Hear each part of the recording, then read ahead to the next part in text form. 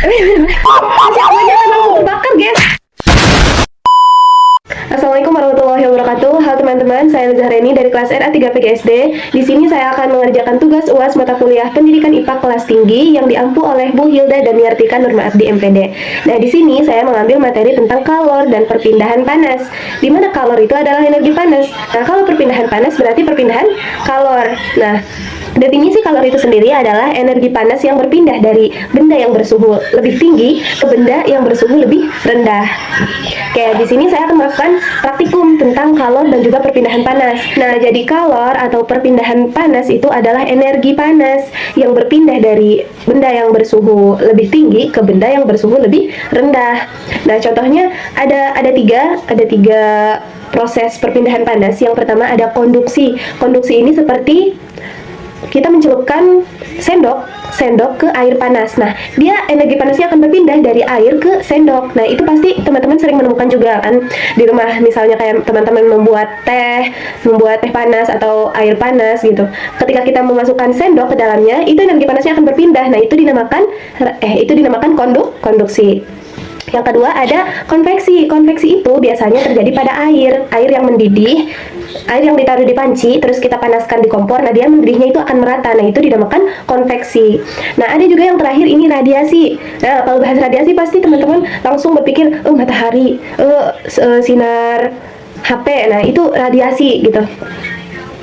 Nah, radiasi ini seperti matahari yang memancarkan panas melalui gelombang elektromagnetik ke bumi. Nah, itu yang menyebabkan bumi terasa hangat, bumi terasa panas karena matahari memancarkan sinarnya ke bumi. Itu yang menyebabkan bumi terasa hangat, terasa panas. Nah, itu dinamakan radiasi.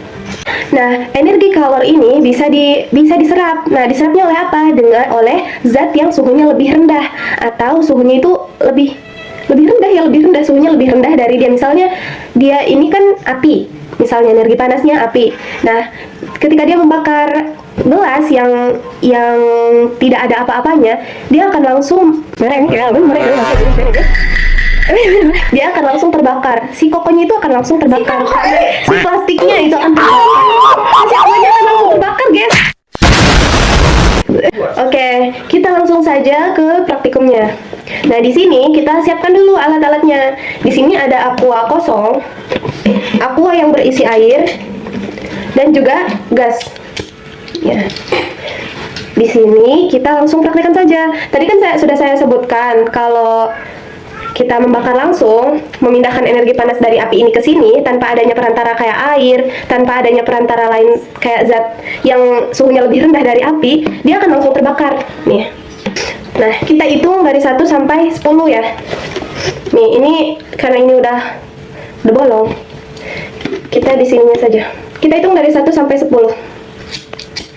1, 2, 3, 4, 5, 6, 7, 8, 9, 10. Nah, kurang dari 10 detik dia sudah bolong. Kenapa? Karena energi panasnya itu tidak ada yang menyerap. Jadi dia langsung bolong, dia langsung membakar si plastik ini. Tapi ketika dia diisi air, nih kita bakar, kita hitung 1 sampai 10. 1, 2, 3, 4, 5, 6, 7, 8, 9, 10. Nah, kan tidak bolong sama sekali, dia bahkan cuman mengkerut sedikit nih. Nah, kalau kita bakar di bawah biasanya dia menjadi hitam. Nah, gitu. Kenapa dia tidak kebakar sama kayak yang ini, padahal kan ini sama-sama aqua. Nah, karena yang ini ada airnya. Jadi si air yang di dalam aqua ini dia menyerap energi panas, dia menyerap kalor yang dipindahkan dari gas ini ke sini. Nah, dia kalornya diserap, makanya dia tidak bolong ataupun si merengkel itu bahasa Indonesianya? ataupun merengkel.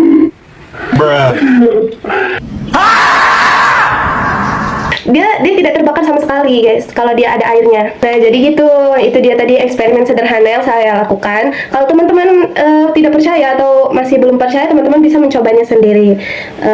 Teman-teman bisa bedakan nih aqua yang diisi air ketika dibakar dan aqua yang kosong ketika dia dibakar. Nah, mereka akan berbeda karena ada yang menyerap kalor dan yang satu tidak ada yang menyerap kalornya. Nah, aqua yang satu yang bolong, dia tidak ada zat yang menyerap kalornya, tidak ada air yang bisa menyerap kalor, yang bisa menyerap panas. Jadi itu menyebabkan dia bolong. Nih kayak gini, dia meleleh. Tapi kalau dia ada airnya, si air yang di dalam ini dia menyerap kalor, dia menyerap energi panas yang tadi dari gas itu, sehingga dia tidak bolong ataupun meleleh karena si energi panasnya itu diserap oleh air yang ada di dalam. Nah, itu dia perpindahan kalor. Gitu teman-teman. Untuk tiga macam perpindahan kalor yang tadi saya jelaskan, seperti radiasi, konduksi, konveksi, nah itu bisa teman-teman alami sendiri. Kayak misal teman-teman membuat teh manis, teman-teman coba masukkan si sendok ke dalam teh panas itu, dia pasti akan menjadi panas juga karena itu perpindahan kalor. Itu yang dinamakan konduksi. Nah, untuk yang kedua, konveksi, teman-teman bisa coba juga di rumah karena itu sederhana. Itu bahkan kita sendiri pasti udah tahu, tapi kita tidak tahu namanya. Kita merebus air, panci yang diisi air terus dipanaskan, dia pasti mendidih merata. Nah, itu pasti sudah kita temukan di kehidupan sehari-hari gitu. Nah, untuk yang terakhir ini lagi anak kecil, orang tua, semuanya pasti sudah mengalami teriknya matahari kan, panasnya matahari. Nah, itu matahari yang memancarkan panasnya melalui gelombang elektromagnetik ke bumi yang menyebabkan kita merasa panas, merasa hangat. Nah, itu sudah sering kita alami gitu. Oke, mungkin itu saja yang bisa saya jelaskan. Mohon maaf bila ada kekurangan, tapi ini praktikumnya sederhana, bisa teman-teman coba juga di rumah karena ini alat-alatnya sederhana. Oke, intinya saya mau saja yang bisa saya jelaskan. Mohon maaf ya, suara saya agak bindeng karena saya kurang sehat. Terima kasih. Semoga bermanfaat untuk teman-teman yang mendengarkan maupun yang mendengarkan setengahnya. Semoga bermanfaat. Terima kasih. Wassalamualaikum warahmatullahi wabarakatuh.